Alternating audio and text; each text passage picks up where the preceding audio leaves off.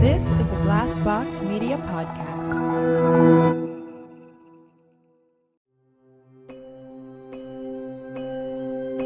Welcome to the I Can't Sleep podcast with Benjamin Boster. If you're tired of sleepless nights, you'll love the I Can't Sleep podcast. I help quiet your mind by reading random articles from across the web to bore you to sleep with my soothing voice. Each episode provides enough interesting content to hold your attention, and then your mind lets you drift off. Find it wherever you get your podcasts. That's I Can't Sleep with Benjamin Boster.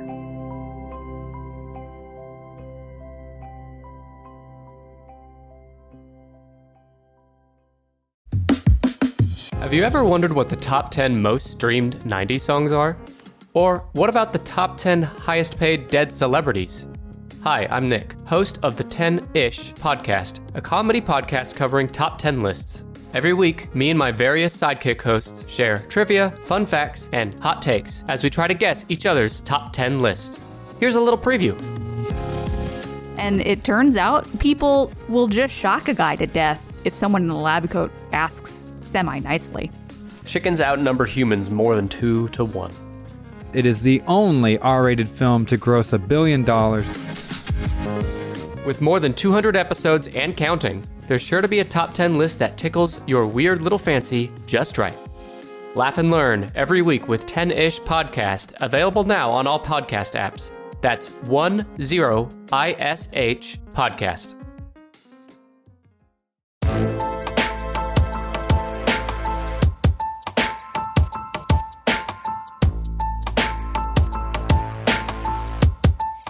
Welcome to My Worst Date. I'm Cassie. I'm Keegan. I'm Christina. And today we are welcoming Christopher. Hello, ladies. How are you? Hey, Hi. we're good. So, Christopher Lewis, you're the host of Dating Intelligence podcast. That's correct. Tell us a little bit about yourself and your podcast. Okay, so the podcast started because of the reason of starting a blog, because of the reason of wanting to write a book.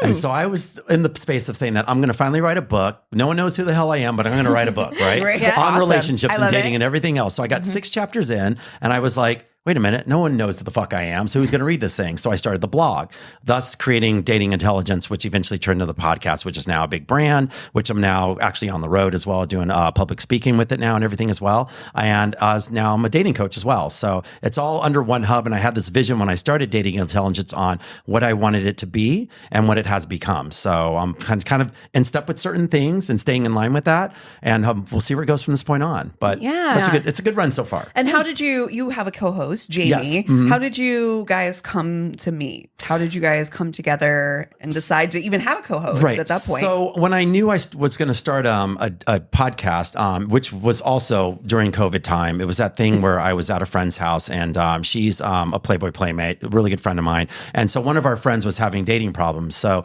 as I'm listening to her telling me her dating problems, I was like doing what I do best, just answering her questions. And my friend, who's known me forever, goes, you should do a podcast. You're good at this stuff. And I looked at her and I went, you should be my co-host. Now that was my original co-host. And so after about 3 months, she left because, as the podcast started doing well, she started getting back into that space and doing certain things. And now, so she's writing a book and going off on doing her own stuff now. Okay. So I went solo for about 3 months after that on my own. And I said, you know what, I'm going to do like that whole Kelly Ripa thing. Just bring in a guest and make them my co-host, you know? And so Wonderful. that worked out for a while. And then also Jamie Villamore came around, and she was an old modeling friend of mine back in the day. When I was leaving the industry, I think she was probably starting out in the industry.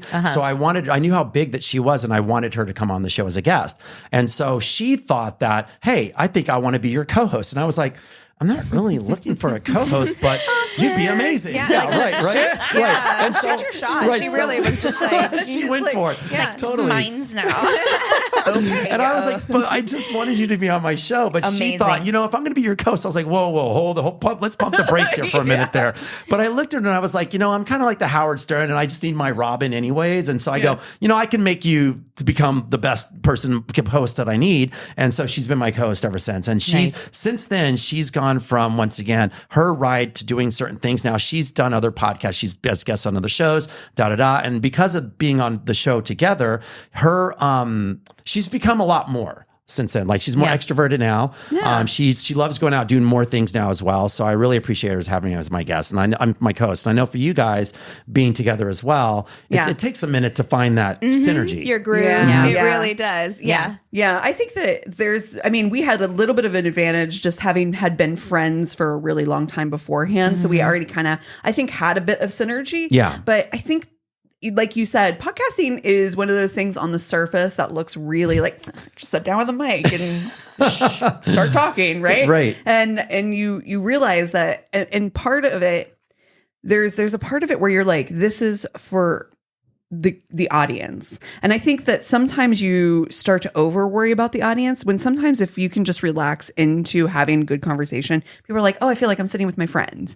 And that's what it should feel like, right? And I think that once you get that synergy going, like you guys are feeling now, it's like, oh, it's just like you guys have been there together forever, right? It has. And at the point now, it's been, I think, about a year and a half that we've been together now. And it's just been great. Like I said, starting off with her, it's just like I had to navigate just finding out what her comfort zones were, what I could talk about, because I'm just an open book. Like I'll talk about everything. And there's moments where her jaw just drops to this day. And that's when I'm like, oh, this is going to be great. And I'll just dive in with her. And she's just sitting there just this little kid with deer face eyes or whatever. What are you doing? Yeah. And I just go and I just keep going in it. But now she's at the point now where she knows what to expect from me now and me from her. Yeah. So it is working out really well. And I'm so happy to have her as my co-host on the show. Do you feel like, because I feel like being a podcast host has made me a better listener, because I think that that's one of the things when you start a podcast. I know that that's there's a learning curve to it. You know, like when we started, I had a podcast previously with 2 people, and then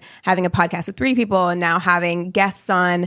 There is this kind of like a give and take where you don't want to be talking over each other. And there is this thing where you really have to like listen. And I feel like that's transferred into other areas in my life as well. Like it's made me a better, more receptive listener. Right. Do you feel like that's happened with you as well? Because I think for dating, that is actually right. But I also, for me, being a guy, I've always been a really good listener in the first place, and I think that's something that I prided myself in. Just and that's why I love being around a lot of women. You girls, I'm happy to be here, by the way. But it's just like I just find myself always in a better space around women than guys, because I'm always interested in what your stories are and what you have to say. So I listen really well, and I always ask really good questions. But in the case of that, you're right, because when there's other people on, you really have to kind of navigate how the story is going, and because there's a lot of people jumping in at given times, and it's almost like double dutching when it's my turn to jump in. Right. So, but you have to listen well, and in order to do that as well, I always say that the questions that you ask can also kind of steer where direction what you're going with certain things too. So I'm hoping that, I'm sure you guys have had a guest on as well, that sometimes it's just like a blank thing where you're just like, wow. Yes. Like I asked you a question and you're just like dating. Yeah. Like that's good. Yeah. And you're just like, I need more. So you find yourself just looking at you going, what the fuck is just going on right now? And you have to kind of fill in those blanks and hopefully get the best out of them.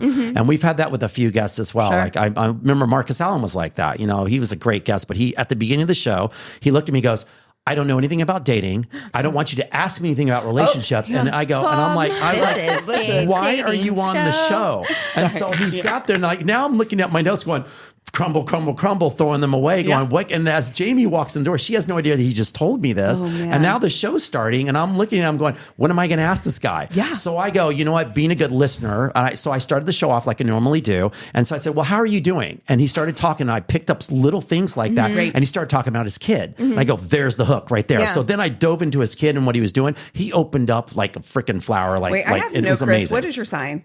A Leo. Oh, wow. Okay. Yeah. Okay. Yeah. That also tracks. I was like, if this guy's not an Aries, Leo makes sense. Okay. Yeah. I'm like, this is very much a fellow fire sign. Yeah. That's true. Very true. Yeah. So you have to listen to order to open those people up as well. So I pride myself on listening well, and then to get those questions out, to order for them to feel comfortable, in order for them to feel safe, in order for them just to get what we need out of them. Sure. Yeah, I mean, that's very much like dating. We get lots of stories written in where, I mean, we've had dating disasters where like truly awful, unbelievable scenarios. Right. But then we also have people who write in who a very common thing that happens is just like the other person not being able to pull somebody out of their shell at all, where they're only giving one word answers. They're not giving anything back. And like, it's truly the worst. Like, I hate small talk. I avoid it at all costs. Like, there's nothing worse than being with somebody who you feel like you're having to like, a lot of awkward silences and you're having to pry stuff out of them. Yeah, right. You know? This is what I tell a lot of my clients. I tell them, I go, look, especially for the guys, I said, look, I go, your goal when you go out on a date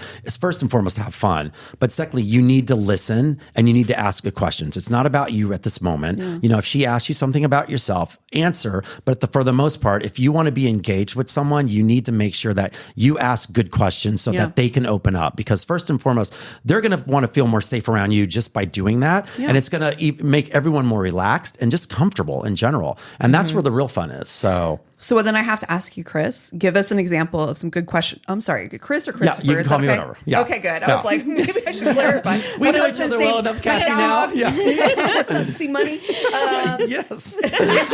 I'll take it. Great.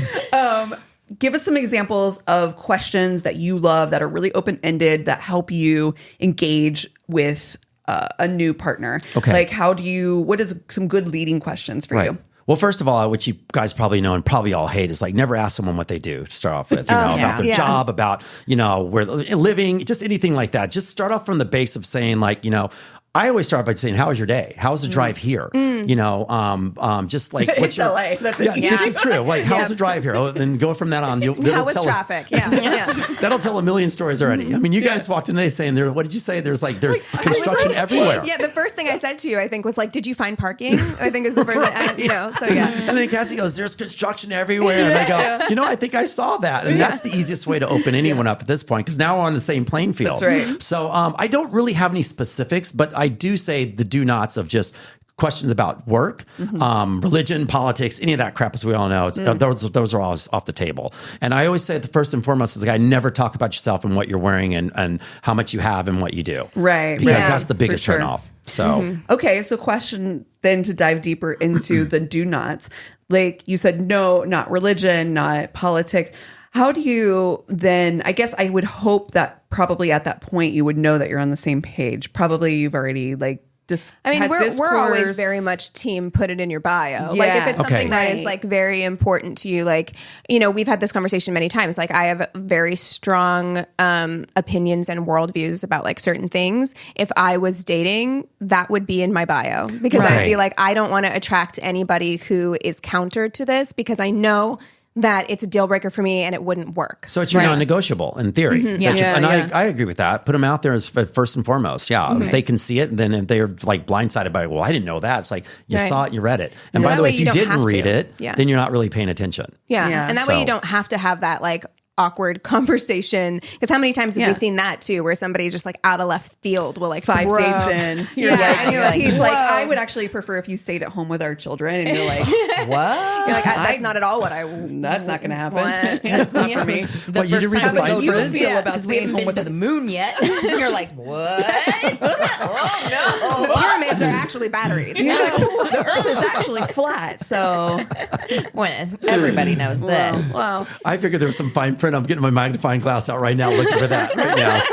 So you're like, is that in the bio? So how long have you been a dating coach? Like what motivated you to pursue that? So I'm only in 5 months in right now. Okay. Yeah, so it's all brand new to me, but I've been like doing the whole relationship space since I was probably born, honestly. I'm not going to lie. I grew up in a house full of women and I learned how to navigate that space pretty quickly. And so it's part of like when I tell everyone, I said, like, I felt like I was Jane Goodall, like studying in the woods, studying like, wild animals, So because I learned everything about that from my mom and my sisters. And I literally to this day, I pick up things so quickly that most guys wouldn't pick up because I was always in tune with that. So being in the relationship space, I always helped out people in relationships growing up wise. Even when I was dating, I learned what was good for me and what was not good, what I did right, what I did wrong. And I always take note of those things and never make the same mistakes. Try not to make the same mistakes again as much as I can. I'm a firm believer is what do they say? You fool me once, fool me twice. Third time, it's just like, that if you don't learn it by then. That's on you. Yeah, exactly. Yeah. Right. Yeah. So I really try to be present in those states with everything that I do. Even with my girlfriend now, we communicate really well. If there's ever an issue, like I sit there and go, check mark, and I go, I'm never going to like make sure that never happens again. Yeah. So I always try to learn from my mistakes as much as possible, where people just kind of sweep it under the rug. So being in the dating coach space now, for me, it's just been one of those things where my first and foremost, it's like, I always want to, I feel like, I help women and men, which is rare, because for women, I want to teach you guys how to keep to get your power back, let's say, right? When you're in the dating space. Yeah. For men, I want to teach them how to let go of their ego. And so this is why for both of those situations, I feel like I found that perfect marriage to do both for both sexes as well. Who do you find is more receptive in your experience, men or women, in the dating coaching space? I think women, I feel like always are, because they're always looking to find the answers. They're always looking for help. Where men, with their egos, they're more proud. They're like, their pride gets in their way. But it's funny that you say that, because most men that I talk to, I can see that they want the help. They're just not going to go out and seek it. So, so for the ones that I have like 2 men client right now, just that I started the other week. Both of them are both just like, wanting, and they are seeking out the help. And so it's a win for me, because I can see that they've already let go of their ego. They're at their last gasp. They need that help now. Right. And so, but women, They got nothing to lose. nothing to lose. Right. Yeah. But women, I feel like they're always seeking the next something to help them out. Yeah. I just hope that I can steer them in the right direction. I think that a lot of people would be, I think you're right. Like, as far as guys are like, I'm not going to do it until I'm at the last grasp, right? Like, last straw. I think that you find that, you're probably getting people who are open to it at that point, though, right? They're so open to hearing whatever you have to say. They're open to kind of embracing just new ideas and new thoughts, which is actually really good. Fine. You've reached this point now where you're just like, okay, great. Whatever you have to say. So I'm in your hands. I'm in your hands. So you're probably really at a great place, taking them at that point, because then they're like, do you find that people approach it though in a way that they're like, I don't want to change who I am, or I shouldn't have to change who I am? And you're like, how do you speak to people like that, who are like, I don't want to change who I am just to be dateable? Right. So I let them, one of the things that I do is I let everyone come back to their own conclusion. I never offer advice that's not warranted. Like, let's say, just like now you're asking me this, I always listen. I ask really good questions, and I let you spin it right back to yourself. And I go, there it is right there. So for someone who says that, but yet you're coming to me, it's like, well, you need help apparently, but let's figure out why you want to stay the way you are, why it's not working for you. And then all of a sudden they'll go, well, I know that I need to work on this, or I know I need to, I go, and there's your answer. There it is. So I try to always make them kind of come to their own conclusions versus me kind of putting on something that they're not ready to hear yet. That makes so much sense. Now, I know we have talked specifically about divorce and dating post-divorce, and we both have very different experiences. But do you have a lot of clients who struggle post something like that to get back on their feet, get back on the horse, right, so to speak? Yeah, I do. I feel like a lot of people, including myself, after being married for 17 years, it's when I got back out into the dating space, you're at that place of going, am I relevant? What am I doing? Like, is there still something out there for me, or can I still do this? Right. Yeah. So, but like I told you, I have a unique situation where my ex and I communicated really well from day one. And, so when she came home about, let's say, year 16 and was like, I don't know if I want to be married anymore.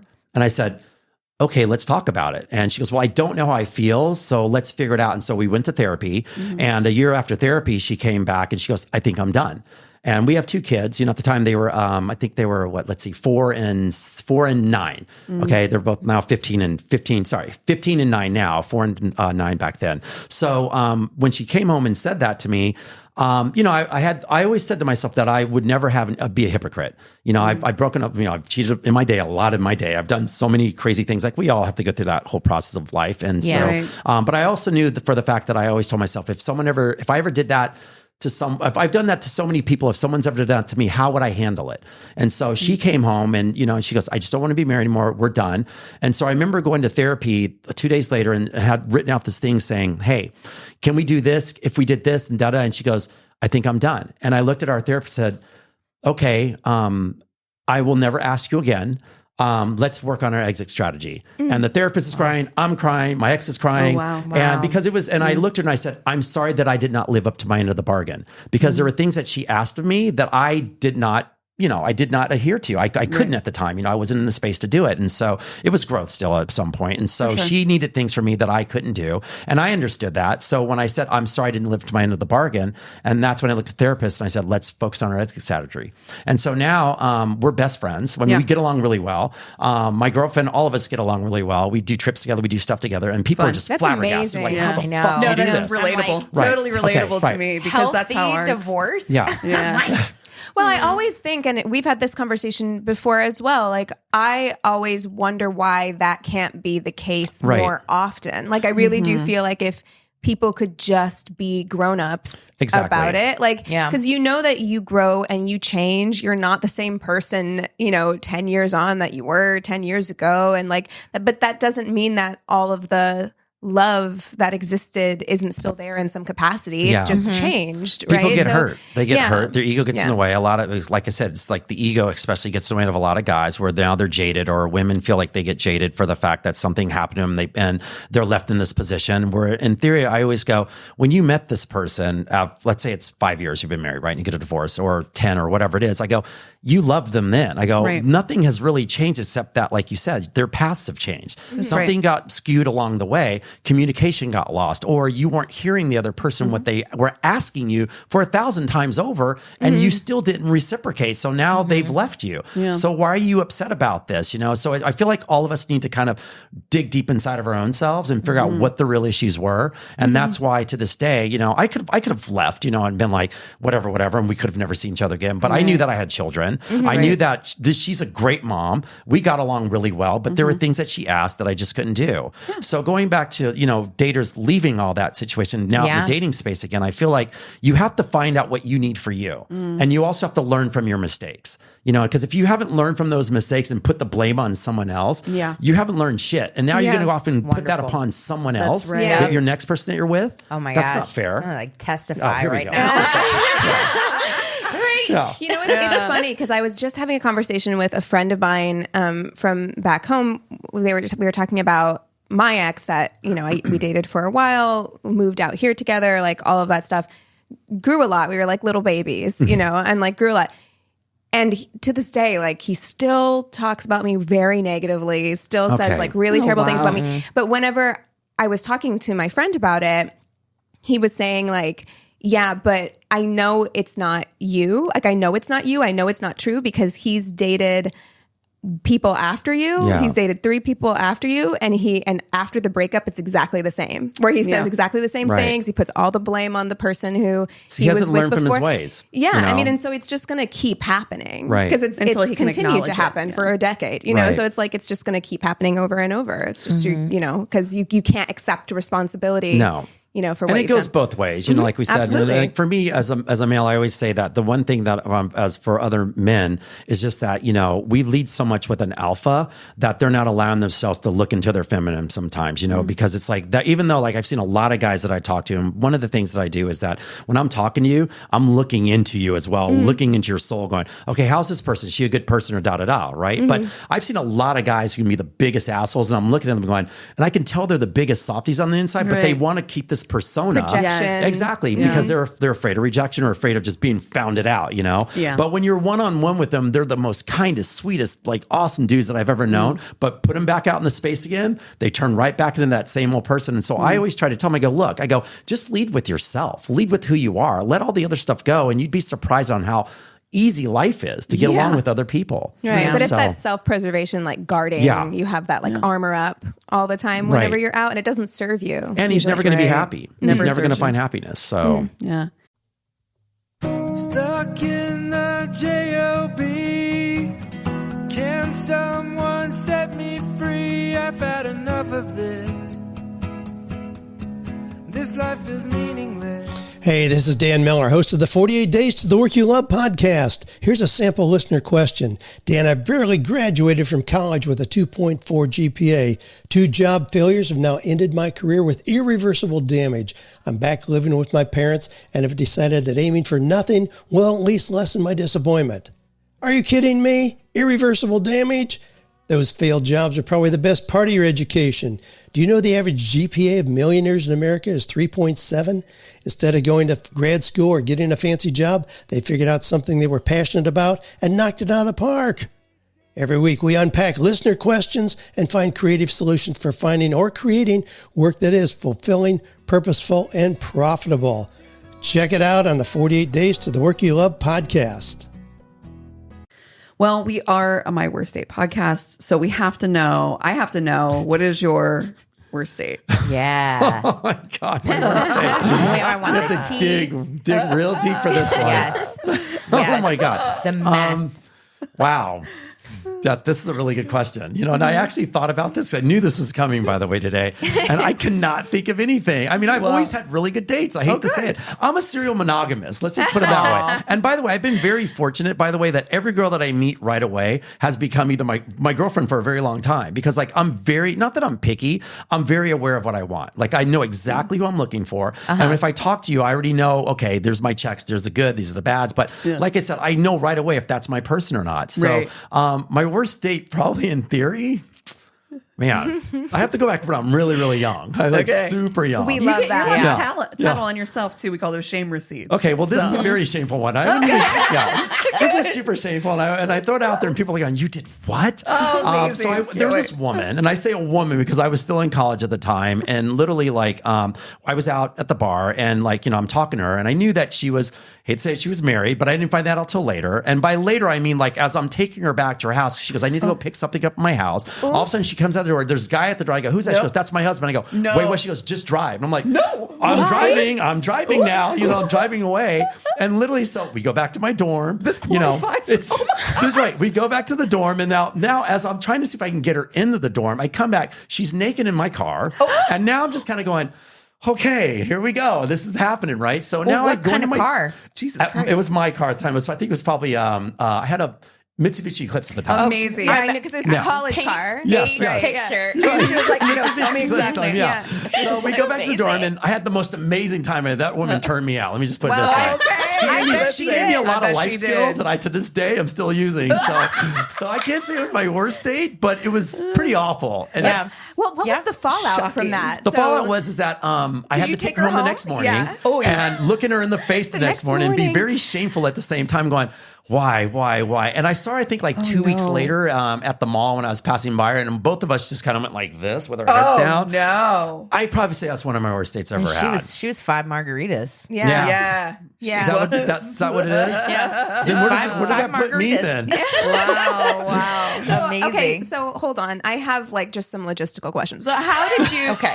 Yep. How did you get her from the Mitsubishi to your? Did she get dressed again?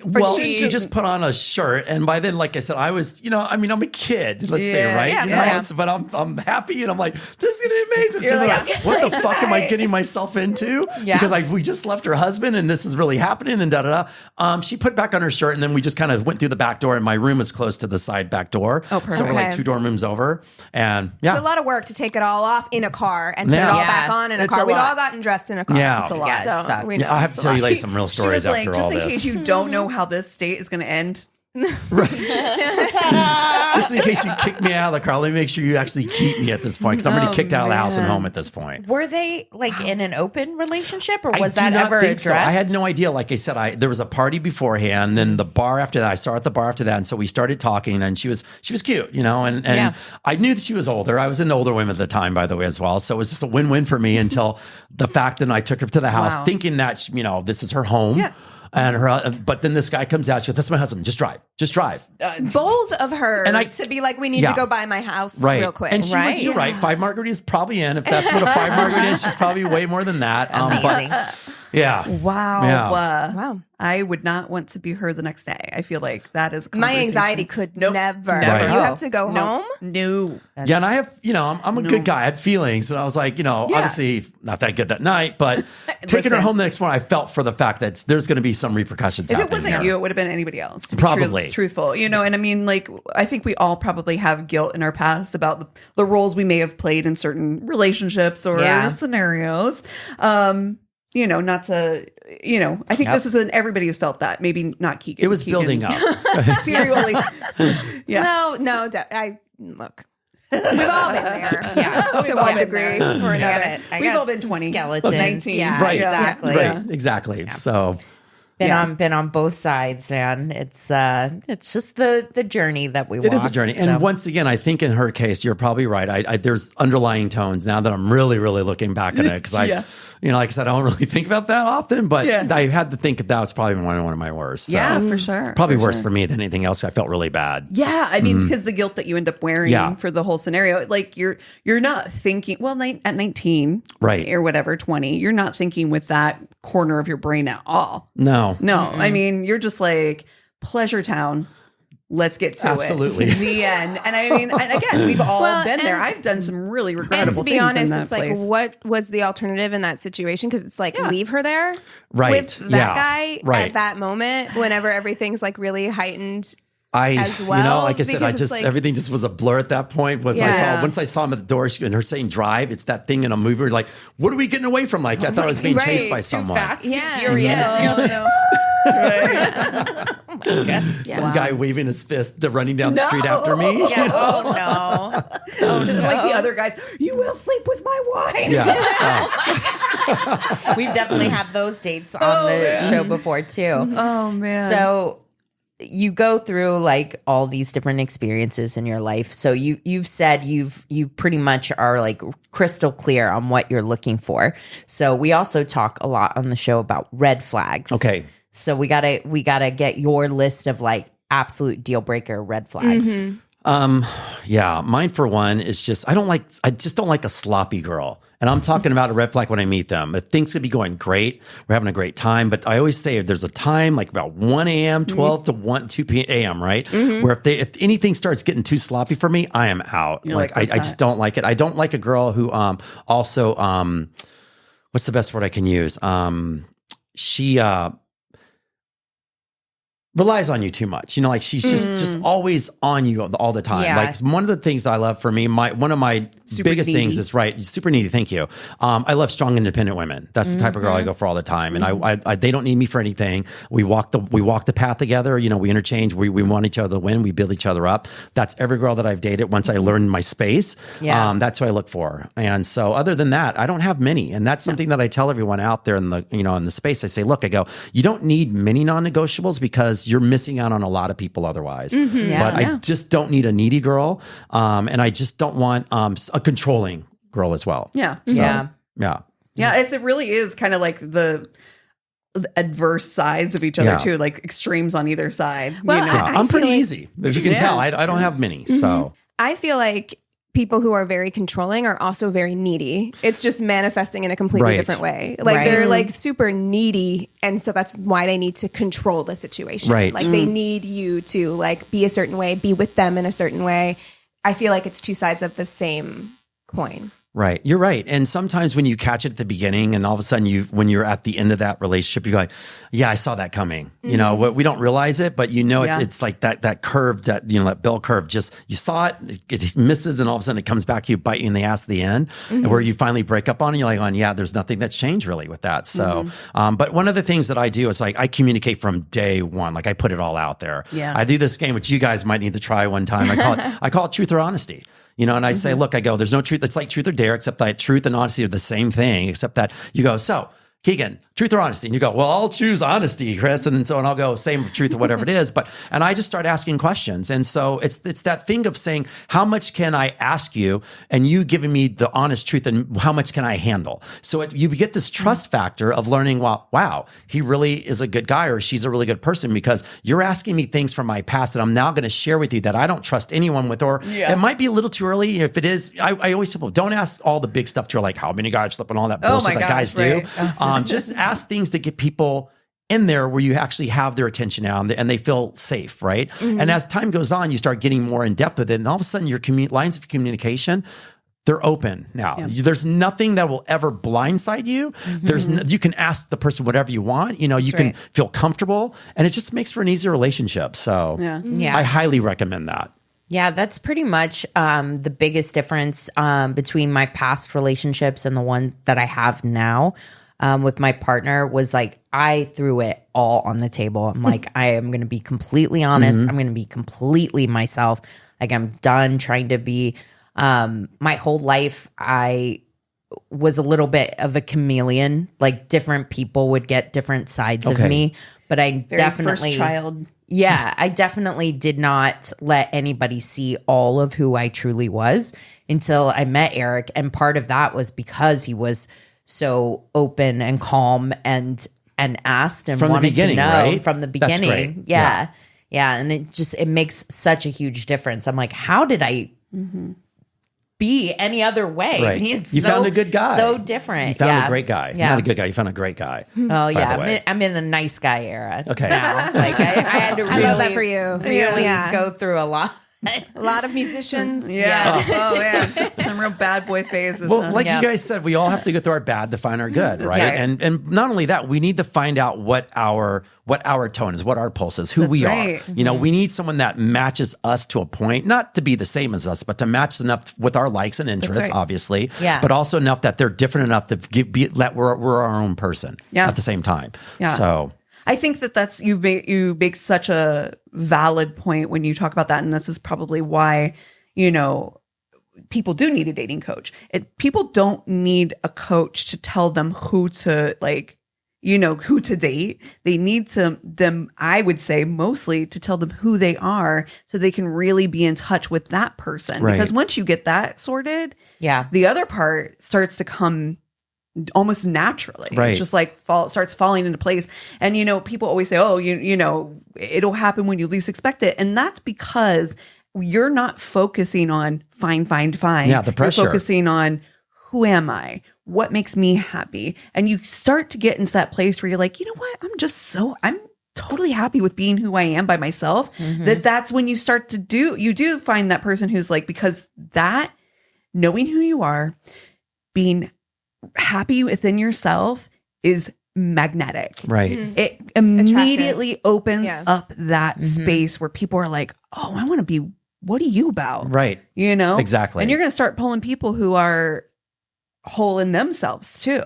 And this is why, going back to your question, why when people ask me, I don't need to be fixed, Yeah. I just sit there and listen, because I go, like, first and foremost, like, if you're not willing to look inside yourself, then you're not really ready. And I think recently I'm helping this matchmaking company, and so they couldn't find dates for this guy to match. So, and this company, they don't use photos. So I was like, oh, this is even better, because you don't use photos. So now no one's judging you on your looks before you go out with them, right? Yeah. So she goes, we can't find anyone. Can you help us? And I said, all I need is 10 minutes on the phone with this guy, and I will help you find him dates like that. So I spent 10 minutes on the phone with him, just listening to him and asking certain questions.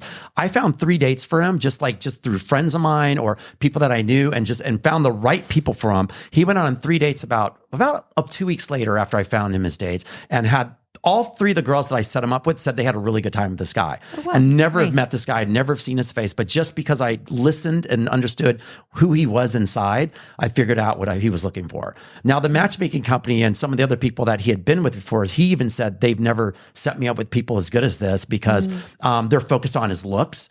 They're focused on maybe if this, and by the way, he had a certain look that I think he was looking for, but he said that it didn't matter enough. So they set him up with people that they thought might be good for him because of his look.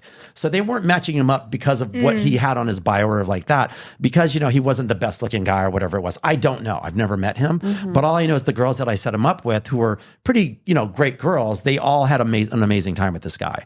So putting that aside and said, it's like, I feel like most people, if you just lead with your true authentic self, which is something that I always put out there a lot of the times, you can, like you said, you're open to receiving so much more. That's right. Right. I live my life by that. I mean, I walk just every day in life, I walk that way, and people just come up to me left and right. That's because you create a magnet out of yourself. You Right. really do. Like the more secure, the more understanding you have, you become a magnet. People are like oddly attracted to you. They oddly just come up and want to be around that energy. Right, And that's right. just so, and I love it. yeah, I it's love exciting. talking to anyone, Yeah. and there's moments, Me we've too. all been there going, are you still talking to that same Capricorn person? self. It's like, that sounds awful. Me, I'm over here like, yeah. I can see Cassie, you can do that, but you're not so much, Christine. No, I am somebody that needs to ramp up Okay. usually towards people. Quite an introvert.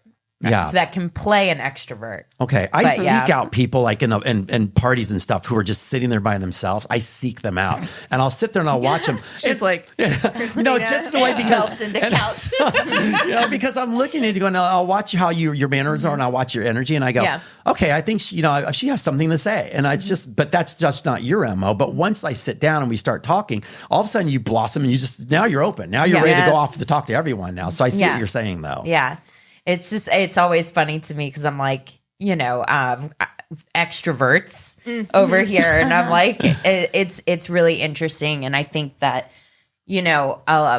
one of the things that I've wanted to create in the podcast is like extrovert isn't necessarily, or introvert isn't a bad word. Right. It's not bad. Right. It's just a different way to go through life. That's right. And I do need people, but I need them in a different way, I think, than extroverts do. I have to have space to recharge. I get that. My social battery. Well, and I think it's important to know yourself and be really honest with yourself. That's something that you know about you, and it's something that Eric knows about you too. And it's like not personal. And we know. And we know. Right. And like I'm that way as well. Like I'm an extrovert, but I also need time alone With you on that. completely. You know what I mean? Like Yeah. where I'm just like, please leave this house so that I can like take a bath and like watch Bridgerton by myself. Yes. Thank you so much. You know what I mean? Queen Charlotte coming up tonight. I know, So I have the I'm- house to myself. yes, so good. Binging. I want to watch Yeah, it. so good. But yeah, I think it's important to know yourself and to be honest with yourself. And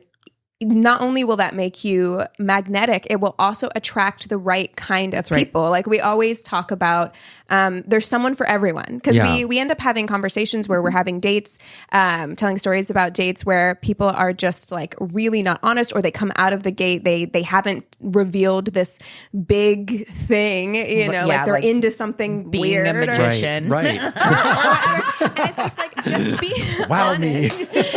Just be honest about like whatever that is, whatever that thing is that you're into, just own it. Yeah. Like own that thing, because somebody out there is going to be like, that's my thing too. I love it. You know what I mean? Right. But if you don't, and you go in with this like weird secretive energy, like you're going to end up in like weird situations, and you're going to put somebody else in a weird If situation. I accidentally ended up on a date with somebody who loved magic, can If you imagine? magicians would be that's a non-negotiable for Cassie. Like, no Write it down. magicians, you can't do it. Okay. My face would be so facing. Yeah. Oh, my God. Yeah. I like that though, because once again the recharge is huge. But there was this guy once again in that state where he was like, "Dude, I just want to be able to be myself out on a date." And he goes, "But a part of me feels like when I go out on dates, I'm trying to be this person, like leading with the money or leading with this." And I go, "Let me ask you a question." I go, "How long do you think you can actually, have that charades going on? Because what if you start dating this girl, and all of a sudden 3 months later, now the jig is up, and she sees the real you?" I go, "Wouldn't it be easier if you just led with who you are?" And he goes, That's right. "Yeah." He goes, "You're right." He goes, "Because I just don't want that to happen." And that's one of his exhausting. biggest fears, by It the is way. exhausting. It is exhausting. He Exhausting. said, "That's a fear of mine. If we go farther down the road, now I have to keep up this persona, and I'm not that guy. Yeah. When do I let that go?" I've been there. I've been there so many times, because I moved around a lot as a kid. And we've talked about this in the podcast. And like I lived in a lot of different places, a lot of different states, went to different schools. And every time I was like, this is my opportunity to be someone completely new. I'm going to have a completely different personality because they don't know anything about me. And I would do that, and I'd be like, yes, I'm doing it. It's happening. And a few months in, it's like nothing about your life is authentic, because it's like the friends that you've made think you're this person that Right. you're not, and you can't like hold on to that. You don't even know if you really like. You mean they stuff don't you're even like pretending to Bridgerton? like? What the hell? And it's not. It's so much easier. I'm at an age now where I'm tired. Okay, I am exhausted. Yeah. I don't have the energy to pretend to be somebody I'm not anymore.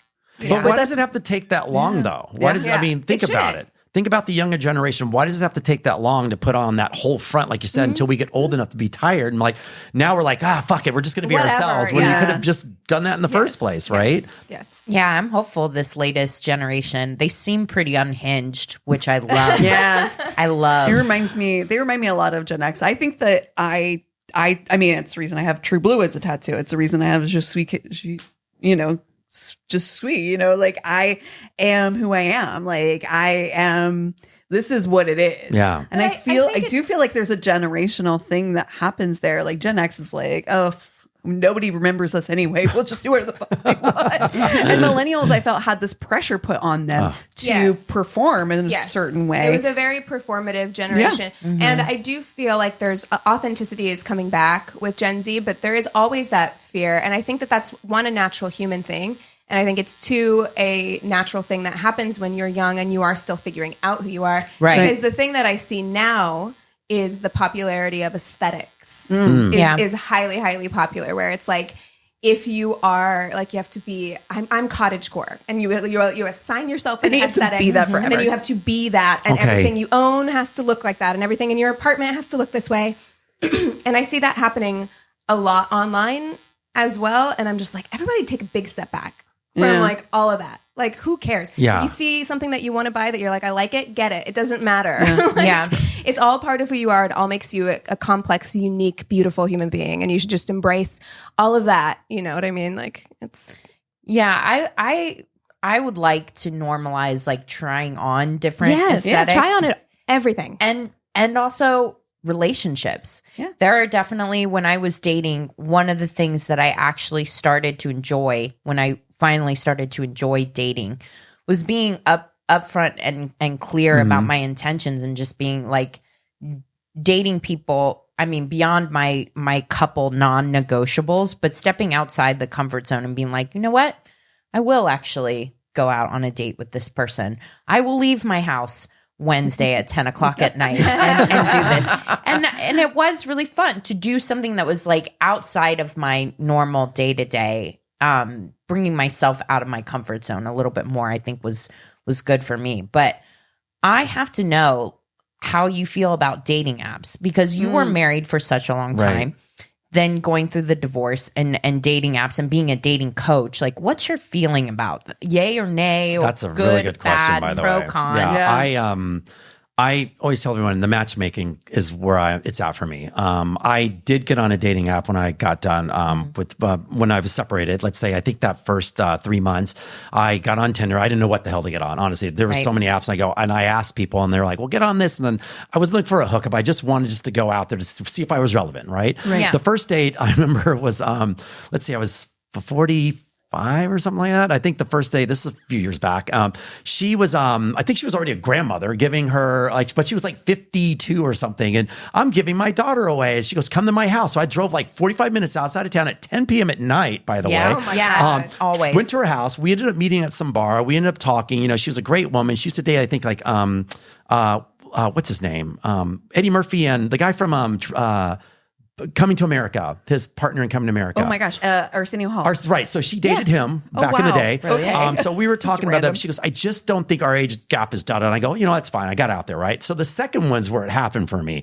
Went to Abbott Kinney, met this girl at the tasting kitchen. Yeah. Went there. We were just all over each other in the first 5 minutes, right? It was hot and heavy. It was an amazing day. She was beautiful, great. Ended up driving her home, you know, and she goes, she looked at me, she goes, you're not ready to date yet because you're still out of something new. I get that, but the messing around part was fun at the bar. So I dropped her off, drove off. 2 minutes later, I pulled over, started crying. Oh, wow. And I was like, and the reason why I cried is I went, what does this mean for me? Like, it made me scared. Wow. It made me like, I'm not married anymore. It means that I am relevant, but that means that now I'm in this whole dating space. Now I'm looking for someone again now, in theory, right? So I was scared shitless. So I pulled over and I cried. And, but after that moment, that's when I met my current girlfriend of 6 years now. And we had dated 20 years ago. She was the girl that I broke up with to get married to my then wife. Wow. Like at the time, she was in a residency and I was, big player. I was just coming out of my modeling days and we had dated for like 5 months. And I was like, hey, for the first time in my life, I think I need to tell this girl that I need to break up with her because I don't want to cheat. I don't want to steal. I don't want to lie. I want to be a stand-up guy for the first time in my life, right? So, because she deserves that. She's an amazing woman. I go, hey, I need to break up with you. I found this other woman who might be my potential match. And so we broke up and about, I started dating this woman and 8 months later we got married. Wow. 17 years. Yeah. And 17 years. That's nothing to sneeze at. That's a real relationship and somebody you love still currently as a, as a person in your life. But the woman I'm with right now though, Cassi Cassie, she is my heart. Like, I mean, like when we just cycled back somehow, some way, 4.5 months, 5 months later after I got separated, because I said happy birthday to her. I thought she was living in New York. She's here. And we went out one time. And at that moment, I think 5 minutes in, I planned to kiss her and we've been inseparable since. I love it. But for some way through my marriage, I was always like, did I choose the right one? You know, I always had that thought. Not all the time, but like once every couple of years, I'd be like, did I choose the right one? You know, and one that got away. Yeah. Gosh, wow. And just getting back with her, I was like, I will never let this woman go in mine. Like, she is just like my heart. I love that. So apps then, like, what do you think? So app wise, going back to that, sorry, apps now. So I feel like I'm not an advocate of the apps. I have to say, because I feel like there's too much pressure. There's too much going on. Why can't people just do it the old fashioned way? Go out, meet someone, guys. Get off your asses. Go outside. Go do something. Go play some sports. I don't give a shit. You know, wants to work go to the anymore. library. Nobody You know, wants to work these right. Go to the library. I don't care. It's like, but it's the most authentic way, because I feel like you get all of a sudden you get in this vacuum. And you're just waiting for, I mean, how many times have, like, even for me when I got on, I was looking so much all the time, waiting to see something on there. Do something, phone, do something, you know? And when it just sat there, just doing nothing, then you get upset and what do? You go to the next one. Yeah. You go to the next one. This is what I hear all the time. So, and you hear all these horrible stories on people like just. You sure do. Yeah. Oh, yeah. We do. We created an entire podcast about it. So one of the things that I tell people, and I'm sure you girls must know this, that I go, if you're talking to someone and you have more than a minute of dead air, that person's talking to someone else at the same time. So me as a guy now, he is weighing who's the one I want to go out with now. It's like the dating game. It is. You know, it's like you're playing like a. So I'm not an advocate for them, but I am an advocate for matchmakers, because I do feel like matchmakers can help you find the right person, because it's not to say it's an easy route, but they know exactly what you're looking for, hopefully. Well, it's kind of like therapy, right? Where it's just like the whole reason why you go to therapy rather than just like talking to your friends or like whoever is because you need an outside perspective. Like you need somebody who's not so close to you to like look at your situation and be like, actually, this person that you might never have thought of is probably the best match for you. Right. Yeah. Because you have if it's your friends or if it's yourself, like you're too close. You're too close to the situation. You need an outsider. I agree. And most people, by the way, feel that, you have to pay a matchmaker. What you don't realize is that a lot of people just can go to their database, be a part of their database, because they need daters, all the people who are there at the matchmaker, they need people to date. To match with. That's correct. So you just go to most sites, on matchmaking sites, and just fill out and get on their database. And if you're approved, then now, guess what? You now are on there for free, going out with people who need dates. That is smart. Yeah, no one ever knows life that. hack. Yeah, yes. Yeah, life hack. So, wow. Amazing. Oh my gosh, I feel like I've learned. I feel like you guys should have known this. Did you guys not know this? I did not know. That's really interesting. We get all of the bad stories. That's right. So it sounds like a success strategy. We don't hear so we about should call those. this my successful date now after today. Absolutely. Oh, thank you so much You're for welcome. sharing with us and for being so open. It was really great. I mean, it's funny because we met you at the conference and you really did just like come up and talk and say hello. You're the first person who talked to me. I walked in the room and you were like, hi. I was like, oh, hi. Yeah. Thank you guys. Thank you. We really appreciate it. Good luck on your podcast. I appreciate that. Tell people where they can find you. So at Dating Intelligence on all social media. We're on YouTube. Look at all, obviously, audio as well and podcasting. My personal is at Fetch Sport, FETCH SPORT. That's my personal. You can find my dating coach stuff as well. The website, once again, is dating-intelligence.com. But just look for us, guys. Like I said, what you see is what you get here. I'm always my authentic self. I honor guests on our show. I try to get the most out of them. Our topics range from anything super crazy to super technical and very helpful. But at the same time, as you guys know, we just want to keep it fun. Yeah. Well, thank you so You're very much welcome. for having us. And we love you so much. Cheers.